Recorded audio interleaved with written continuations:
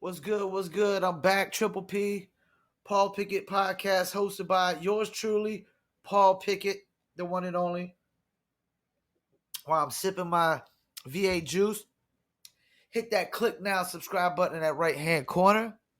If you're following on Instagram, Facebook, hit that follow. Don't forget the audio version goes to Apple, Spotify, Deezer, Amazon, TuneIn, Slacker, iHeartRadio. You can Google Paul Pickett Podcast. It's PaulPickett podcast. Yeah, like normally this is a NFL and NBA sports podcast, but I decided that I needed to ramp up my content, and the fact that NBA is fizzling out now that the game 6 is over in NBA Finals. We're gonna include um, politics and music into this podcast. So we're going from a sports podcast to a sports, music, and politics. So that way I have as many topics as I can come up with. I don't run out of topics and whatnot. But let's get started. Congratulations. Congratulations to the Milwaukee Bucks. Giannis Antetokounmpo, Chris Middleton, Drew Holiday, the rest of the squad. They showed and proved that you can win in a small market, long as long as you do it right. You can't get caught up in trying to get a big free agent in a small market. You know, you gotta draft well. You gotta, typically draft your number one guy and either your number two or your number three guy, and then you gotta trade typically for other pieces. You know what I'm saying? I mean, that's what Golden State did with their first championship. Like the core, starters were all drafted, but most of the bench players, the role players, were trades. Phoenix Suns were in the finals this year, and they drafted their first and third best player, Devin Booker and DeAndre Ayton. They traded for Chris Paul. Milwaukee, I don't know. They didn't really. I don't think they drafted Middleton, but I think they might have traded for him on draft night. I have to check that out. But they drafted Giannis. Um, Middleton was drafted by the Pistons. He might have been traded on draft night. I have to check. They traded for Drew Holiday. Like, you got to draft your number one guy typically. You know what I'm saying? You got to draft your number one guy and build from there. And if you're a small market, you can't get caught up in, these big superstar names coming to a small market team on free agents as free agents. It doesn't happen, man. There's never been a big superstar ever to leave a team and go sign as a free agent with a small market. Congratulations to Milwaukee Bucks, 1-6. Giannis Finals MVP. I mean, he solidified his career. He's got 2 regular season MVPs. He's been to the All-Stars ever since he started going All-Star. Been All-NBA ever since he started becoming All-NBA. He's only 26 years old. He's did everything that you could possibly do as a professional basketball player. You know what I'm saying? He really has. And as far as him being the face of the league, I noticed people are saying that. I will say this. Giannis is the best player in the league to me. He's the most dominant and best player in the league right now. Will he be the face of the league? I don't think so. Because I still think it's hard for he speaks English, but he's got the accent. You know what I'm saying? He speaks pretty good English, but he's got an accent. I still think it's hard for international people, to be the face of an American sports league.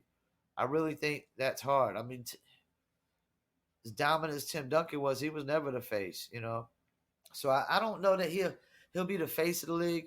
Best player, I give him that. I don't think he'll be the face of the league just yet. Would I like him to be the face of the league? Oh, man, sure, certainly.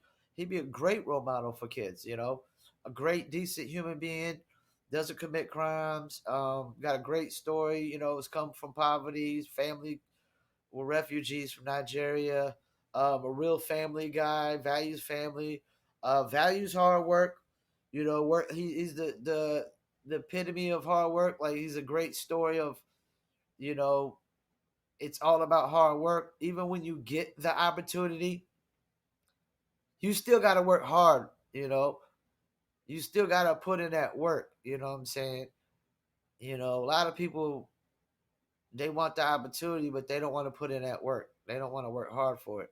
So he's the epitome of hard work, decent human being, great father, great husband, great family person. I mean, what more could you ask for? I mean, he's like the Tim Tebow of the NBA, except he actually won a championship. You know, don't forget hit that click now subscribe button.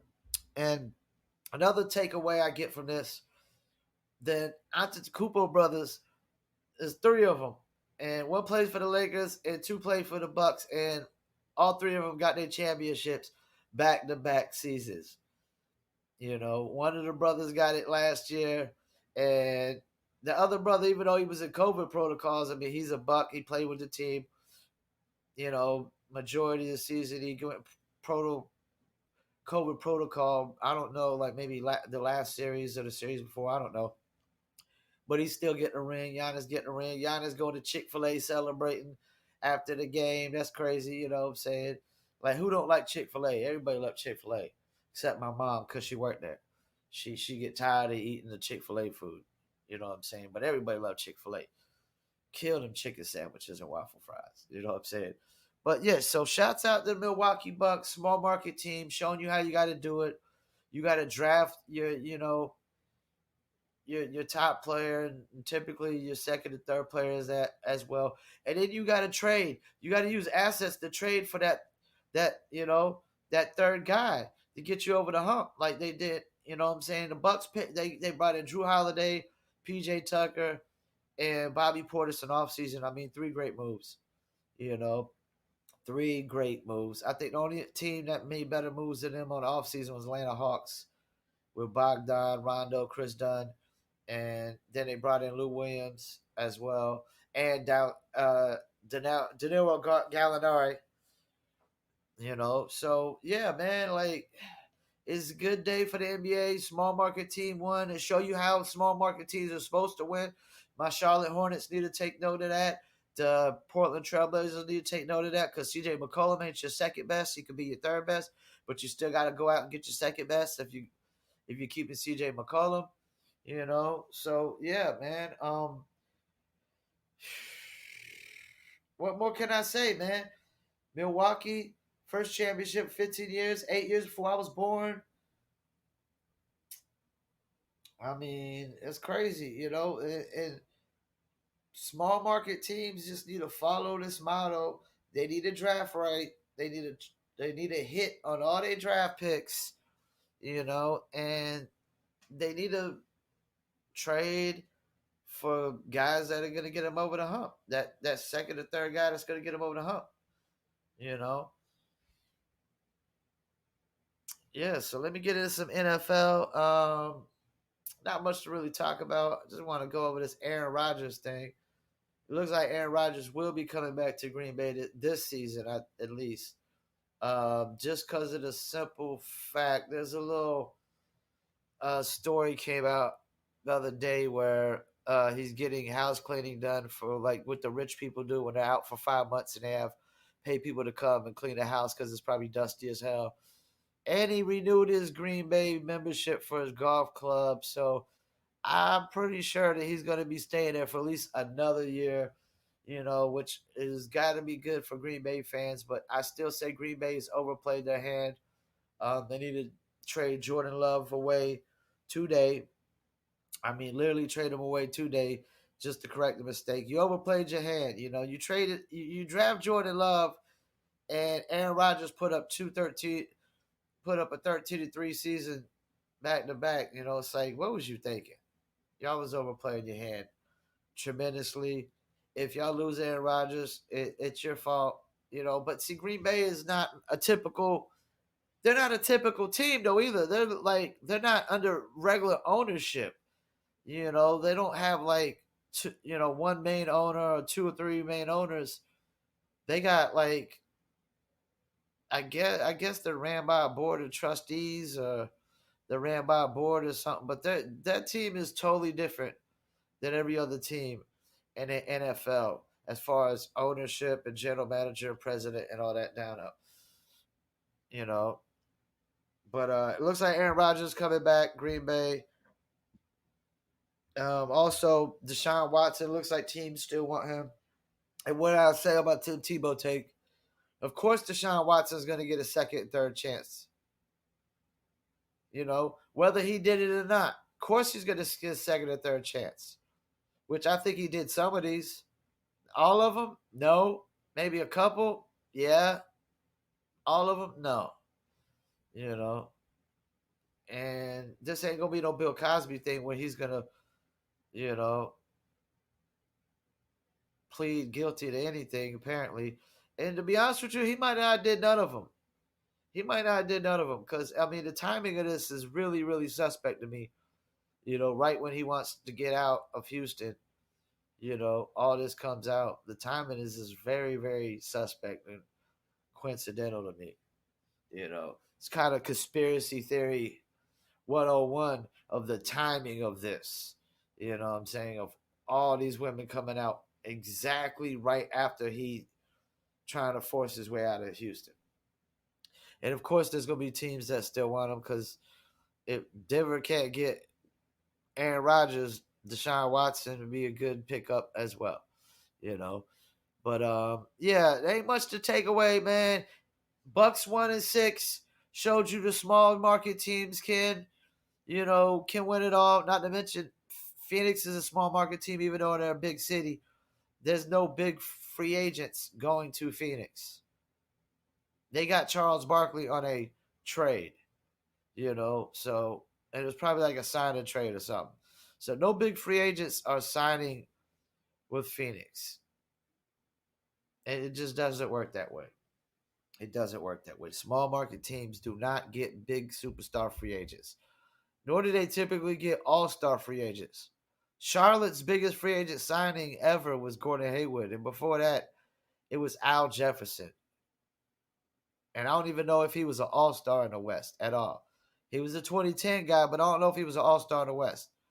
You know, I really don't know about that. I could be wrong, but I don't think he was. You know. So, yeah, man. Congrats. Congrats to the Milwaukee Bucks. Giannis Antetokounmpo sealed his deal. He's already in the Hall of Fame. He's punched his ticket as a champion. Punched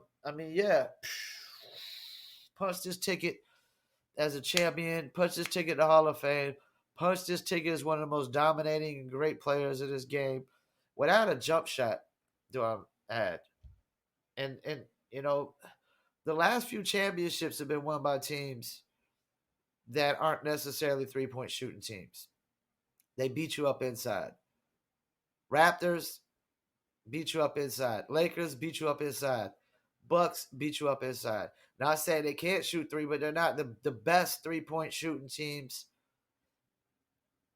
period. You know, and they're not like Golden State with it or Houston was with it. Just that's all they did was just shoot threes.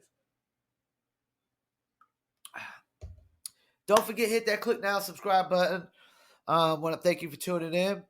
Triple P, Paul Pickett Podcast. Bucks and NBA Finals. Let's give it up for them. They're the champs. Also, Aaron Rodgers possibly coming back to Green Bay. And Deshaun Watson still got takers out there, you know. And now that we're getting into politics and music as well, we're just going to be mixing up the topics. You know, I might do sports, music, and politics all at once. One day it might be just music, it might just be politics or just sports.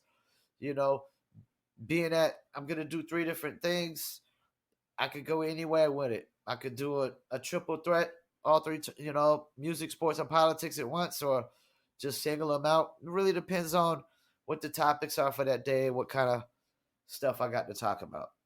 You know, once again, this is the Paul Pickett Podcast, hosted by Paul Pickett.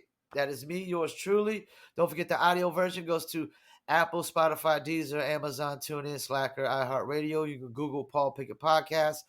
And the video also goes to YouTube, my Instagram TV, and my Facebook fan pages.